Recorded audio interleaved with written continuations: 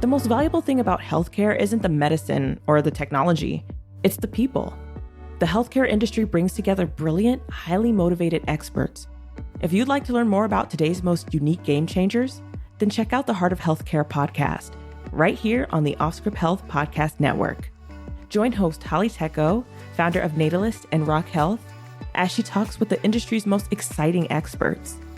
Check out the 23andMe episode, where 23andMe founder Ann Wojcicki shares the highs and lows of this journey, including getting an FDA warning letter, going public, and genotyping over 12 million customers.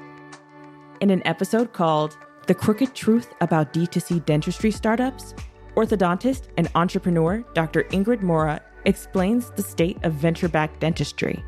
The number of online companies offering mail-order invisible aligners is booming. But Dr. Mora says some are ruining people's teeth and harming their overall health. For more information, visit offscrip.com/shows. That's offscrip, no T.com/shows. The link will be in our show notes.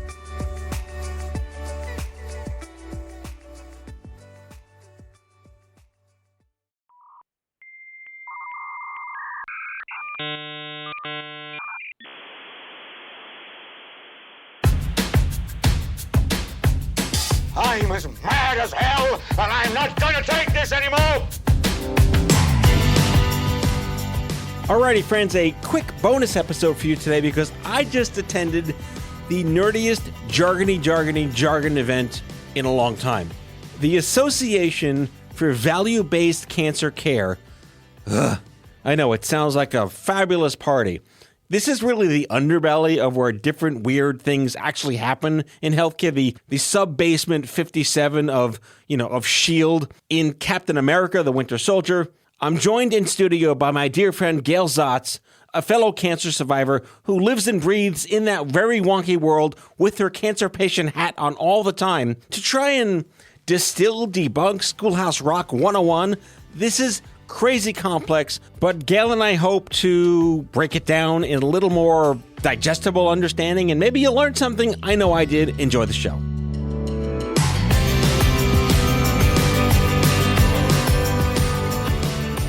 Gail Zahtz. Hi! We are talking about a recap of an event that we just came from with probably the most unnecessary syllables in healthcare. The Association for Value-Based Cancer Care, AVBCC, sounds like chemotherapy. And Gail's been on the show before. We'll put a link in the episode notes that conversation. So we're not really here to tell our stories or anything like that, but like I'm the armchair when it comes to Gail's understanding of this space. But had you never heard of this group before?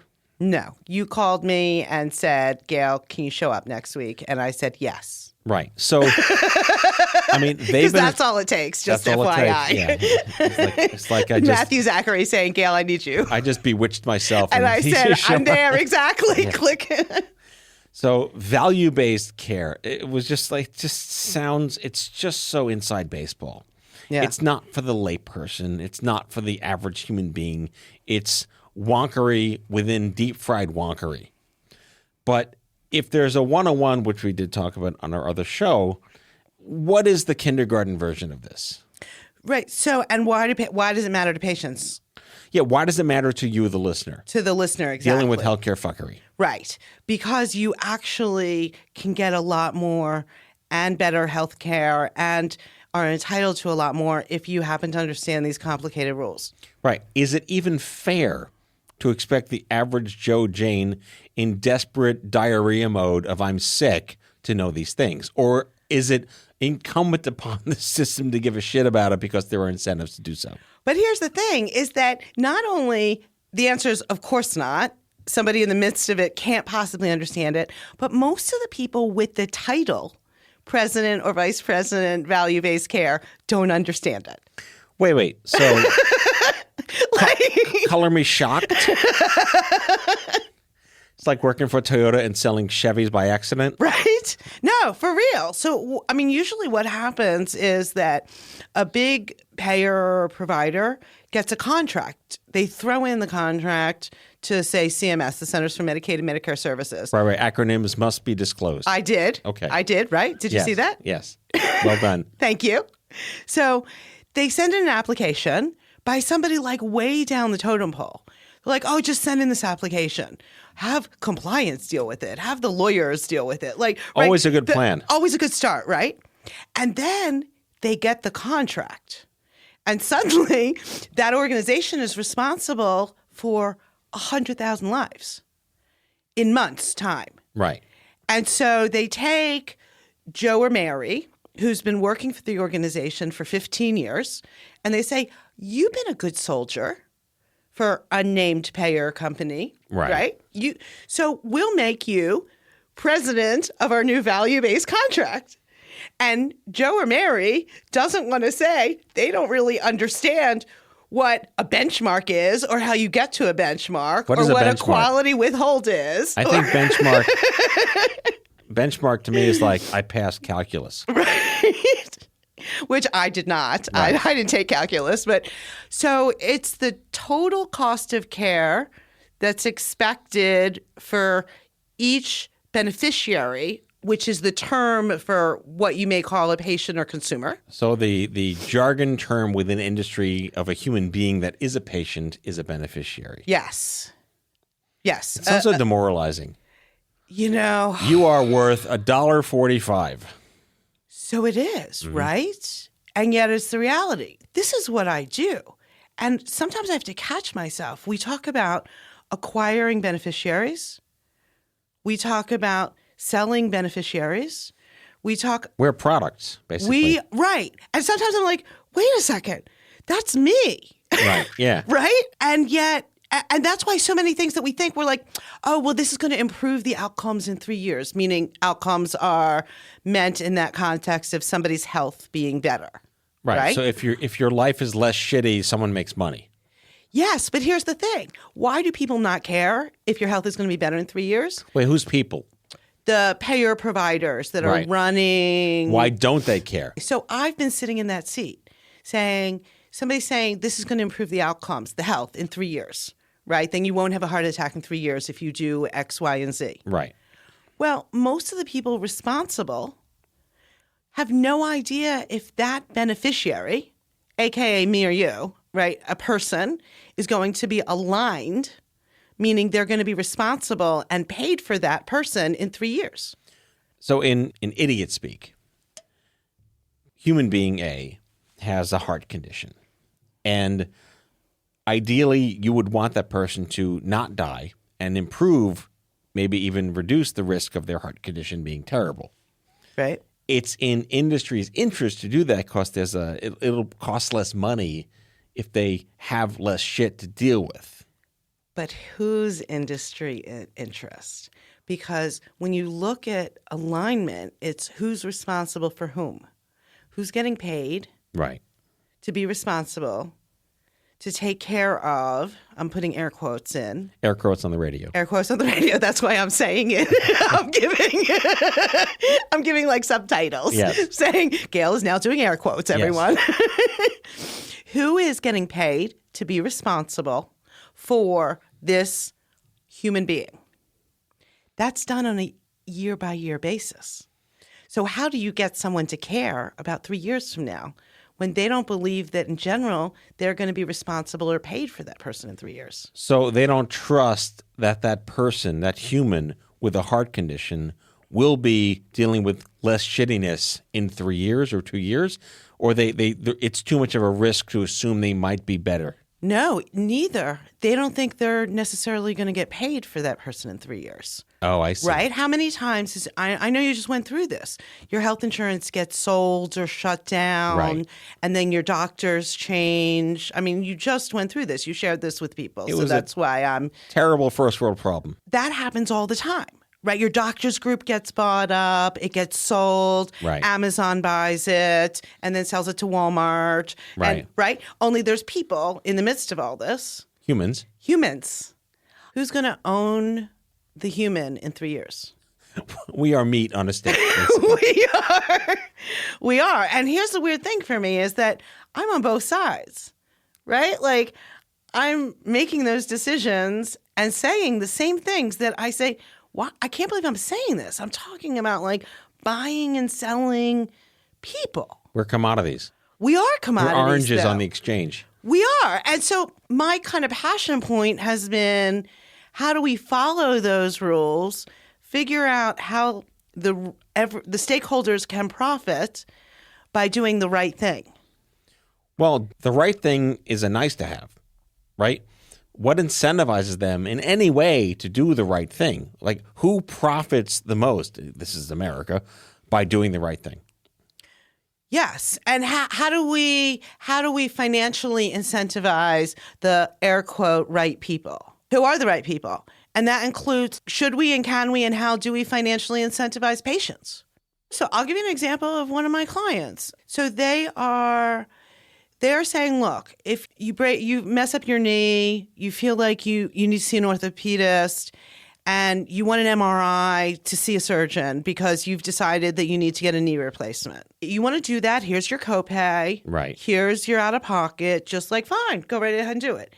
If instead you want to try physical therapy for 3 times because our doctors say that chances are that's going to help, no copay, no out-of-pocket. They're incentivizing you to follow a clinically recommended pathway. And then after those 3 physical therapy visits, if you still need the MRI and the surgery, then you still have no copay. So it's a recommended intervention to save money. That also has good health outcomes. So the right? working theory is that there's data to support that if you don't go for the surgery first and you go through therapy first. Okay. That there's clinical data, that it's following a clinical pathway. How many humans are aware that this becomes an option, and who is responsible to tell them that that's an option for them? So that's a great question, right? Because if the people who are running it, and I think this is kind of the role that you and I play in different ways, but if the people who are running it don't understand it, then for sure nobody's going to be notifying beneficiaries, aka patients or consumers. Right. That's the incentive. The idea behind it, from maybe a well-intended good idea behind it, is that if we can redirect humans to a different, less expensive, but potentially more effective, don't do this, everybody wins. Yeah, I mean, at the end of the day, it's how do we lower the total cost of care, improve the experience of individuals, and improve the health outcomes of populations, meaning groups. So what you're saying here is, I'm really just kind of making this up from my ass at this point. So I need knee surgery, and I go to a doctor who says, okay, I'll do surgery on you. But then the insurance company says, no, go do this first. So in this example, what Harbor Health is doing is they are acting as the insurance company and the provider. We call them pay providers. What they're saying is, look, we're responsible for all of the cost of care. You can do it your way and still we'll pay the same, whatever it is. But do this first. Or if you do this first, then you don't have to pay anything. Right. So we're saving you $30. $30 or $500 or whatever it is. I mean, it sounds on paper like a great idea. It's the whole thing is right. And we're all trying to do that with doctors and providers and pharmacy and groups is how do you find the right financial incentive to get people to do the best behavior? Right. But this also speaks to the fact that when you're a human in the space, someone's making decisions for you. It's still kind of like advertising, right? It really is. All right. So in our closing moments, we want to keep this to like a hot minute. So this was your first experience, even knowing that the Association for Value-Based Cancer Care exists as an organization. What's your hot take on it? That the people who are going to be responsible don't even know yet that they're responsible and how quickly that responsibility is going to come. And so we really have to up our efforts to start educating. We're never going to get to health literacy of people, patients, right, consumers, if the people who are paying and providing for the care are not also literate. So I health think literacy for industry. For all, yeah, I think so.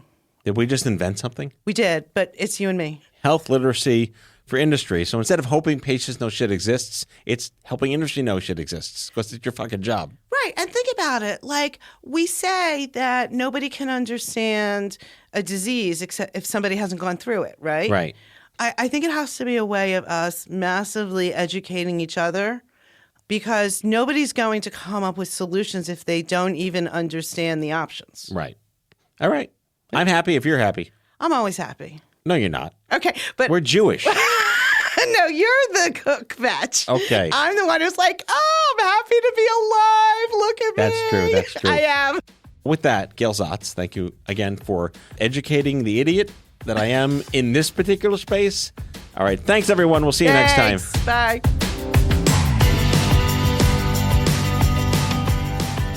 Out of Patience with Matthew Zachary is an OffScrip Health production. The executive producers are Matthew Zachary and Andrew McDowell. Our senior producer is Sarah Rosa Davies. It's mixed and edited by Sarah Rosa Davies and Kyle Moore. Special thanks to Brianna Seeley for added support.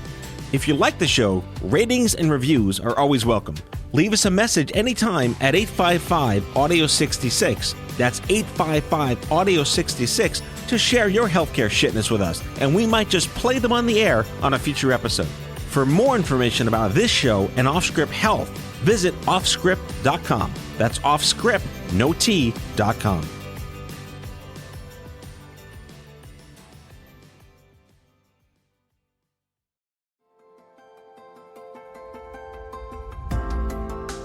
Hey guys, it's Matthew Zachary, and I want to tell you about the National Comprehensive Cancer Network, or the NCCN. The NCCN creates the treatment guidelines for doctors that help cancer patients lead better lives. But I want you to know that the NCCN also has guidelines for you. The patient guidelines were funded by the NCCN Foundation and were created just for people with cancer and their caregivers. They're free, they're easy to understand, and they're available right now for you, the patient and the caregiver. So go check them out at nccn.org/empower. That's nccn.org/empower.